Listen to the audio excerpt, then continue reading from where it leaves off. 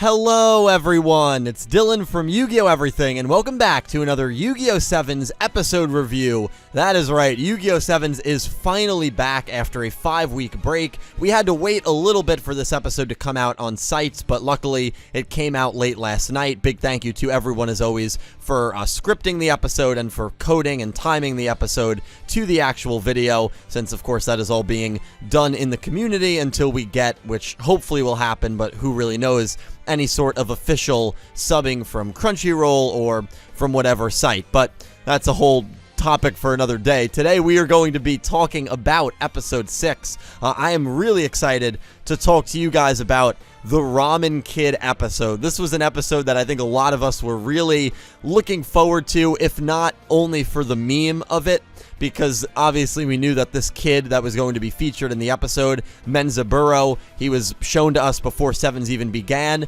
was a kid who wanted to change the world of dueling through ramen, which is just incredible. Listen, I love ramen, so I was so on board with whatever this episode was going to preach, and this episode was, the duel itself was one of the trippiest duels that I have probably ever seen, but it worked really well. Like, the whole symbolism with the ramen, it just worked really, really well. And so, even though the duel was like, what the hell is going on? It was, what the hell is going on in kind of a funny way and not an annoying way. Like, it was an enjoyable duel, even though it was definitely not your standard duel, not the kind of duel that we are used to. But before I get into that, the episode starts with Rook being very excited that he is going to be, kind of excited but also pretty nervous, that he is going to be interviewed and be doing a Q&A in the newspaper for next week. And so he's asking Yuga and Ramen and Gakuto for what the title of the column should be.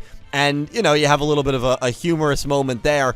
And this is just becoming a traditional thing. I think this has happened in every single Yu-Gi-Oh! 7's episode, where Rook just starts talking to himself, or he thinks he's talking to the crew, and Yuga and everyone just walk away and leave him. And if that is going to be a consistent gag throughout the show, I am so on board with that, because that really never gets old. And in this instance, Rook doesn't even, like, turn around and get annoyed that they left. He literally just keeps talking, and then we go straight into the opening, which was great. So it was a humorous start to the episode that was actually pretty foreshadowing that Rook was not going to be around in this episode at all. And he wasn't. He came back in at the end for more comedic gag with him eating the ramen that Yuga and Menzaburo were dueling over, which was also pretty funny and unexpected too. I genuinely forgot that Rook was even around in this show during this episode, and that's all a testament to the characters. Like, while all of these events were going on,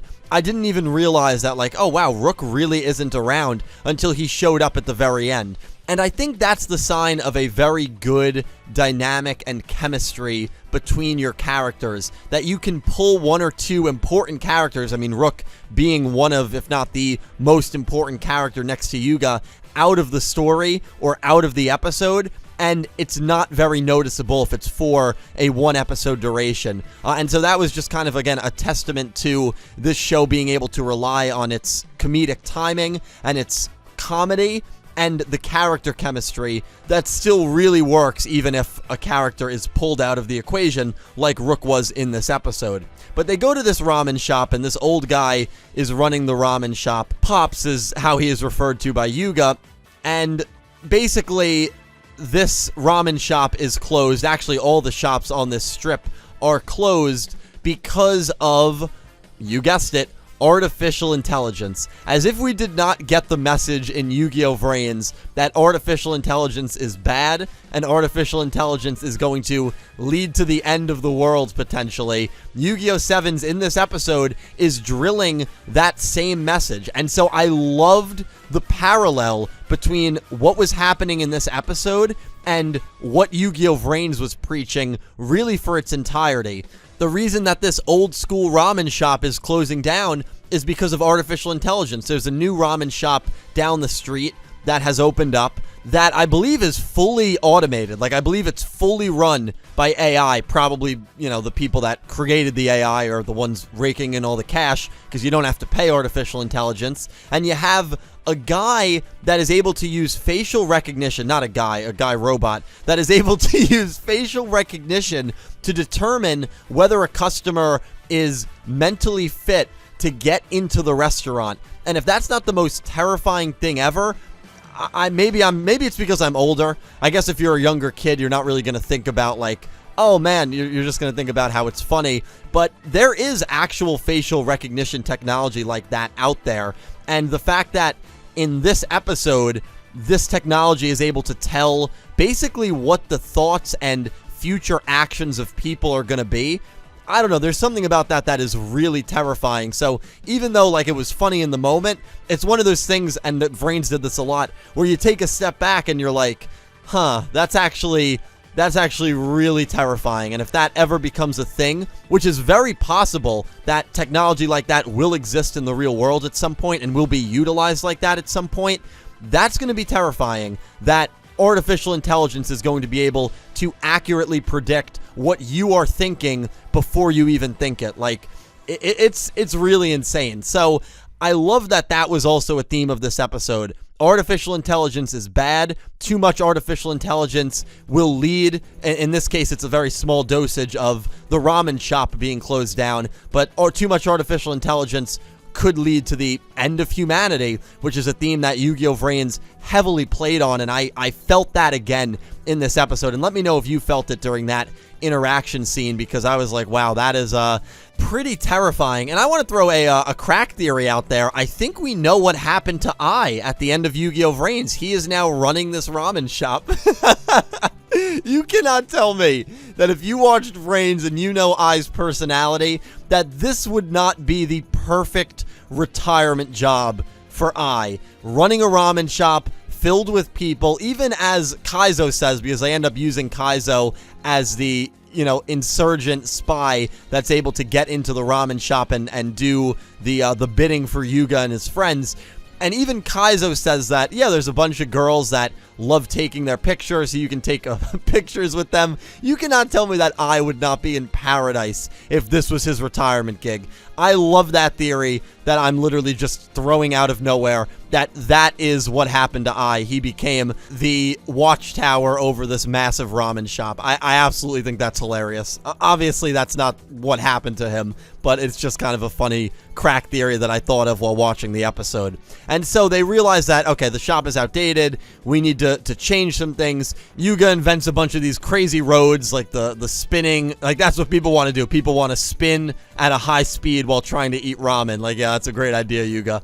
So obviously his inventions in this episode were all not smart inventions. And Menzaburo busts in, and Menzaburo, it's funny, as Roman points out, he's wearing a mask, and yet he gives off all of this personal information, right? He gives out his blood type, his birthday, his zodiac sign, gives out all of this information, and basically says that he wants to install new rules that will allow people to duel with ramen or for ramen or, whatever. Some ramen-related dueling style, and he begs Yuga to tell him how to do this. And Yuga gets very excited by that. I think Yuga probably sees a little bit of himself in Menzaburo, and that's probably why it made him so happy. And they duel over the last bowl of ramen that Pops is starting to dig up. And the duel, again, as I said earlier in this video, was really trippy. Basically, Yuga, on his first turn, summons Seven's Road Magician, and it's a very short duel, I mean, as rush duels seem to be, and he basically just rides Seven's Road Magician all the way to the end.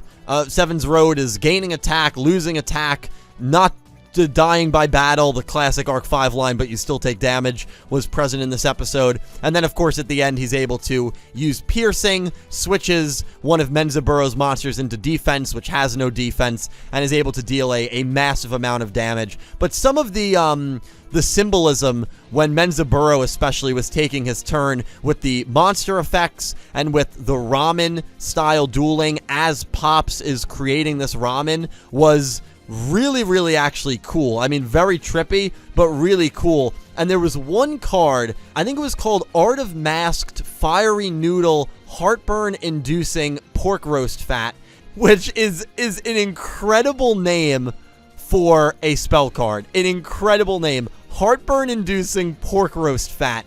I mean, what even is Yu-Gi-Oh! Sevens, honestly? But it was incredible, and again, it fit the whole ramen theme really well. Menzaburo, obviously, as I just said, does lose the duel.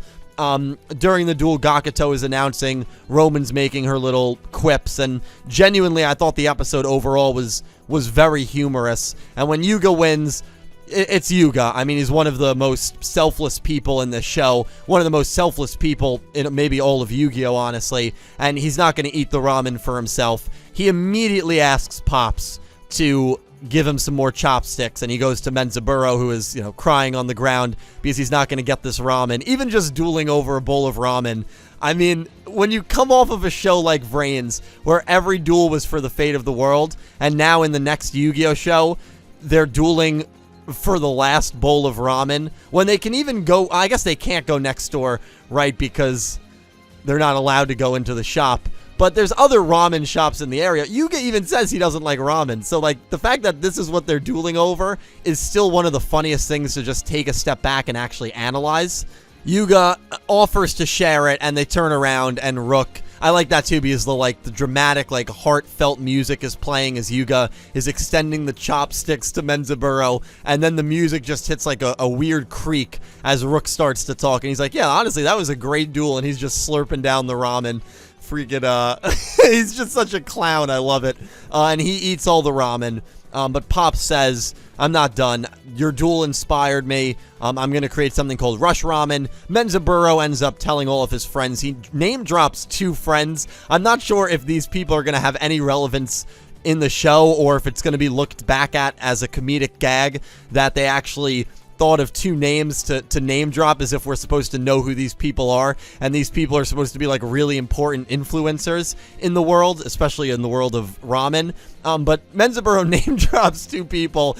We don't even see their designs because they're blackened out, and because of those 2 friends, word of mouth continued to spread, and this ramen shop is now, it's lit. This ramen shop is the place to go. It's the hotspot place to go again because of Rush Ramen and because of Yuga and Menzaburo inspiring Pops.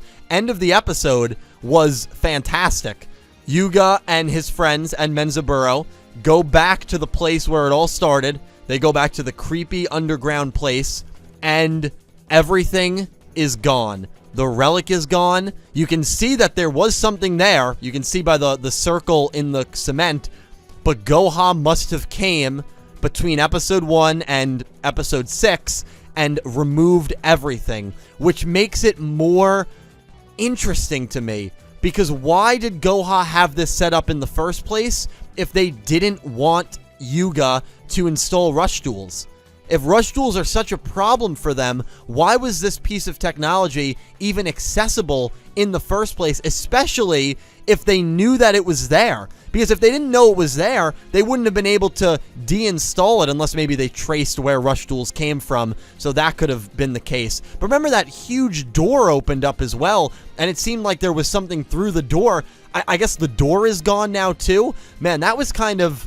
It kind of gave me the chills, because I remember there's a great horror story. It's not really a horror story, but it's a really creepy story. I think it's a true story as well, of someone in Britain who, like a scientist, like an actual credible person, you could look it up, I'm going to do a bad job of paraphrasing, who like got lost in the woods, found a house or a hotel, stayed at this house for a couple of days, and then left, and then tried to go back to the house a couple of like weeks or months later, and the house was gone. And there was no existence of the house or the people that were in the house. It was just, I got the hairs on my neck stand up. I don't know. That is a story that has always really creeped me out. And I kind of got that vibe here, except, of course, we know that the difference between the paranormal story and this story is that we know for a fact this stuff was there. But the fact that Goha came to this location and removed all of it is really, really, I don't know, there's something unsettling about it. So I loved the end of the episode, and Sevens continues to really do interesting things at the end of their episodes that bring you right back to the plot and make you want more, right? There was really nothing about Goha until the very end of this episode, and now the episode ends and you're like, well, I want to know why. I want to know what happened. Episode 7 looks interesting. In the preview, we see top of Hexagon, the 6 people from the opening, sitting around a table. It looks like there's an audience there as well, so I'm not sure what they're going to be up to. I don't know why they're having, like, a meeting in front of all these audience members. I guess maybe they're other Goha workers, lesser Goha workers, but we know someone is going to try and invade Yuga and Friends Elementary School, someone who looks very young. Whether she actually is young or not remains to be seen, but next week's episode should be really, really exciting. But guys, I have talked a long time about episode 6. There was a lot I wanted to cover, and it's been a while since I have done a Yu-Gi-Oh! 7's episode review, so I figured this one was probably going to be a bit long. But let me know, please, all of your thoughts on this episode down below. Let me know if you enjoyed it. Let me know anything you want to talk about, any theories, speculation, your favorite moment, something you thought was maybe not done that well, anything at all. Please let me know down below. A special thank you to my Platinum tier patrons Jorge Carrillo, Horace Maye, Goosey Q, Smith620, Blue Maiden 28, Panther J, Vincent Van Der Veen, Nero, Jarrett Buller, and Aura Dragon, and to my Diamond tier patrons Jesse Wood, Latrell Smith, Pegasus Seiya, and Brandon Gomez, and to my Egyptian God tier patron Stella Sky. Thank you to everyone who supports me on Patreon, who is a channel member, and just watches my videos. Without you guys, I would not be able to do this. I will talk to you all down below. Thank you so much for watching, and I hope you have an amazing day.